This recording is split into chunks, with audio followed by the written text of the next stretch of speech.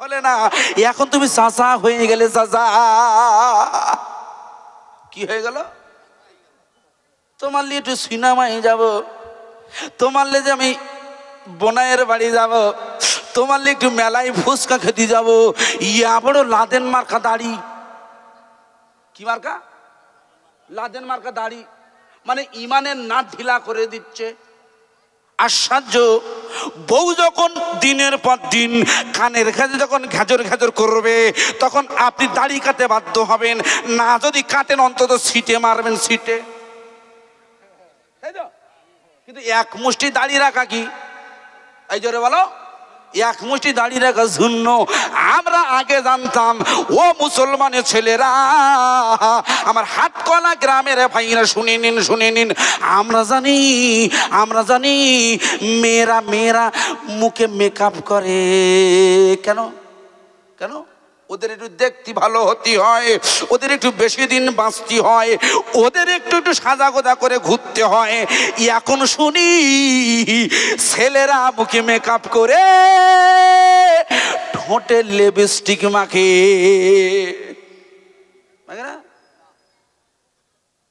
আগে মেয়েরা মাখতো, এখন আর ছেলেরা মাখছে কেন?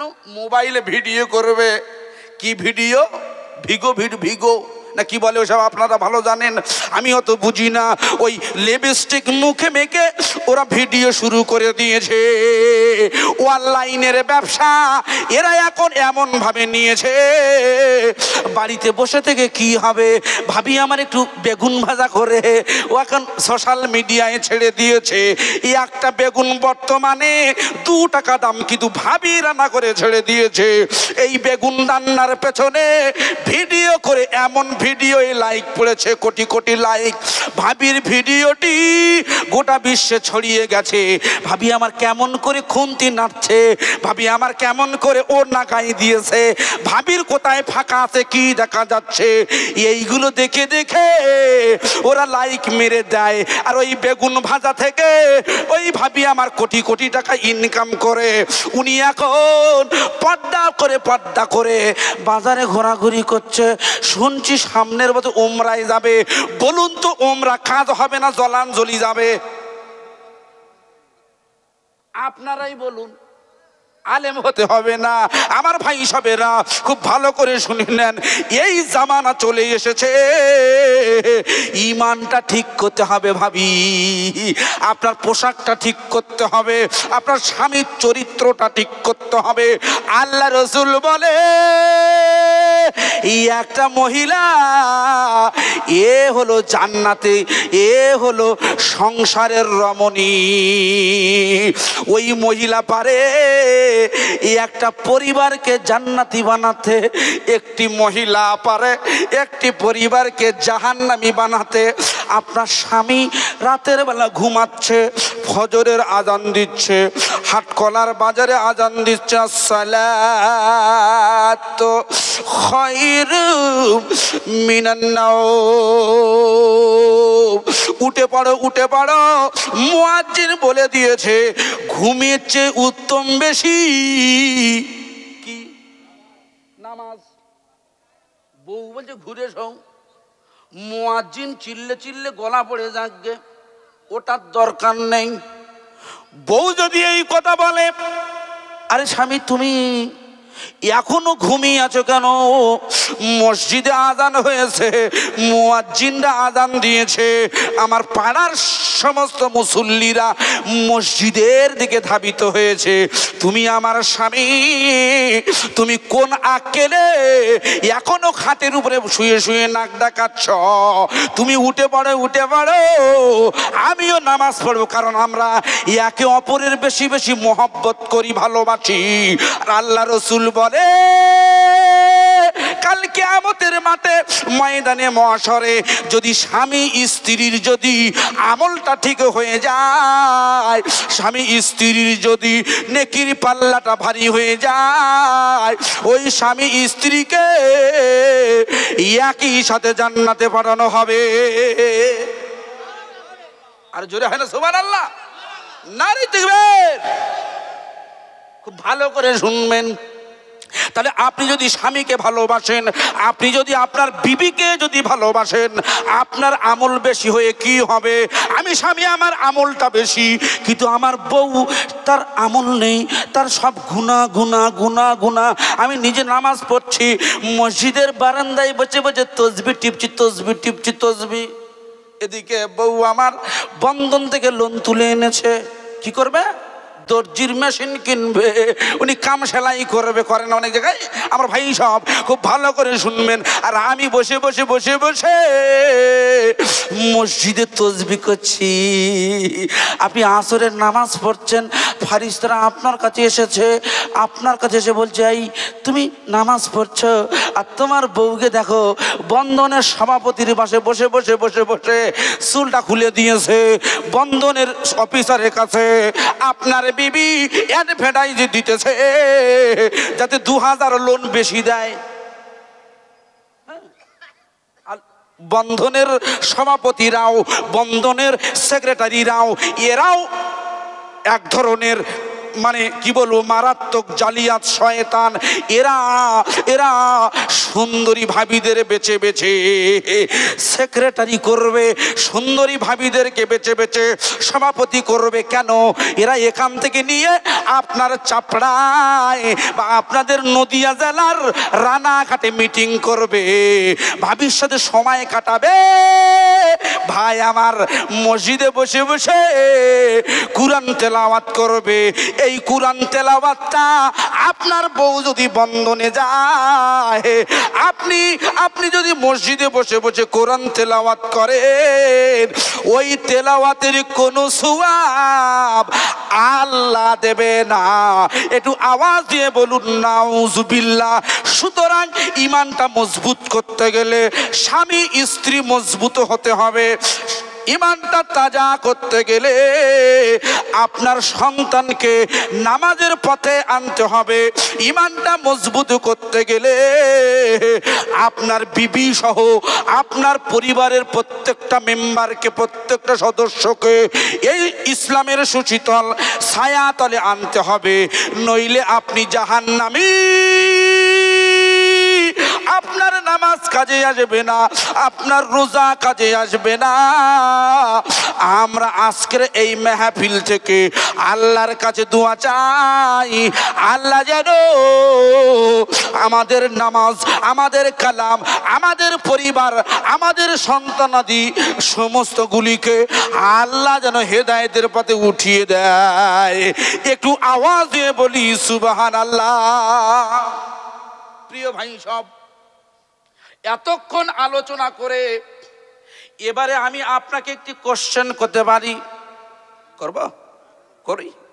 বলুন তো মুরব্বি, আমরা নামাজ পড়েছি, আমরা রোজা করেছি, আমরা নফল হজ করেছি, ফরজ হজ করেছি, হারাম ছেড়েছি, হালাল খেয়েছি, সুদ ছেড়েছি, সুদ বর্জন করেছি, করেছি তো? এগুলো কি দেখে করেছি? কোন নিয়ম অনুযায়ী করেছি? কুরআন শরীফের নিয়ম অনুযায়ী করেছি তো।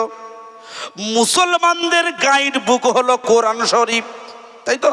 কোরআন বলবে তুমি কখন নামাজ পড়বে, কোরআন বলবে তুমি কি করবে, কোরআন বলবে তুমি কোন পথে রুজি রোজগার করবে, কোরআন বলবে একটি যুবক ছেলে 13 বছর পরে তার করণীয় কাজ কি, কোরআন বলবে একটি 9 বছরের মেয়ে স্কুলে যাবার সময় কেমন ভাবে তার পোশাকটা পরবে, কোরআন শরীফ বলে দেবে।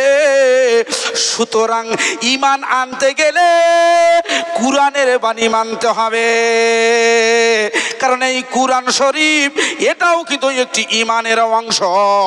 এই কোরআন শরীফ না মানলে আপনার ঈমান থাকবে না। এইবারে আমার কোশ্চেন হলো, বলুন তো এই কোরআন শরীফে মোট কয়খানা সূরা আছে? মাশাআল্লাহ, আমার ওয়াজ সার্থক হয়ে গেছে। আজ এতবার এতজনকে প্রশ্ন করছে, বলুন তো কোরআনের কত সূরা? কেউ বলতে পারেনি। কিন্তু আজকের হাট খোলার মাঠে, স্কুল মাঠে, এটা স্কুল তো স্কুল মাঠে আমি জিজ্ঞাসা করেছি, আর তড়িৎ গতিতে উত্তর এসেছে 114খানা সূরা। কথাটা সঠিক। এই 114খানা সূরার ভিতরে যে সূরাটি সবচাইতে বেশি মূল্যবান, আমার ভাই বলেছে ইয়াসিন, বুঝতে পেরেছে কেন? কুরআনের সাথে সম্পর্ক আছে বলে, তাই তো নাকি? আরে কুরআনের সাথে সম্পর্ক না থাকলে আপনি কি করে ঈমানদার হবেন? কুরআনের সাথে সম্পর্কটা করুন। ভালো করে শুনবেন, কুরআন শরীফের 1 নম্বর সূরা, যেটাকে মুফাসসিরিন কিরাম বলেছেন এটি হলো কুরআন শরীফের দিল। কুরআন শরীফের হার্ট বলা হয়েছে, হার্ট, ঠিক না ঠিক?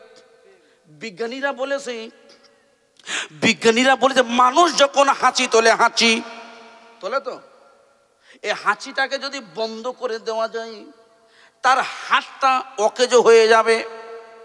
কারণ হাঁচির সাথে আল্লাহ রসুল বলেছেন হাজার হাজার জীবাণু বার হয়ে যায়। একবার হাঁচি দিলে আলহামদুলিল্লাহ বলতে হয়, আর ওই আলহামদুলিল্লাহ শুনে যে শুনবে তাকে কি বলতে হবে?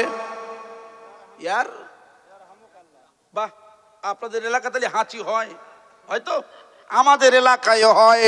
প্রিয় ভাই সবেরা, নবী আদম আলাইহিস সাল্লাতু ওয়াস সালাম উনি হাঁচি তুলেছিলেন, ফারিস্তারাও উত্তর দিয়েছিলেন না।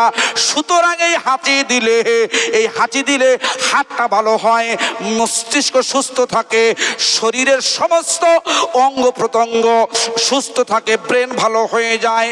আমি যেটা আপনাকে বলছি, সুতরাং এই হাঁচির মতো, হাঁচি যেমন একটি শরীরের উপকার, ঠিক তদ্রূপ হাতটাও কিন্তু শরীরের উপকার। বিজ্ঞানী বলেছে এই হাঁচি উঠলে কয়েক সেকেন্ডের জন্য হাতটা বন্ধ হয়ে যায়।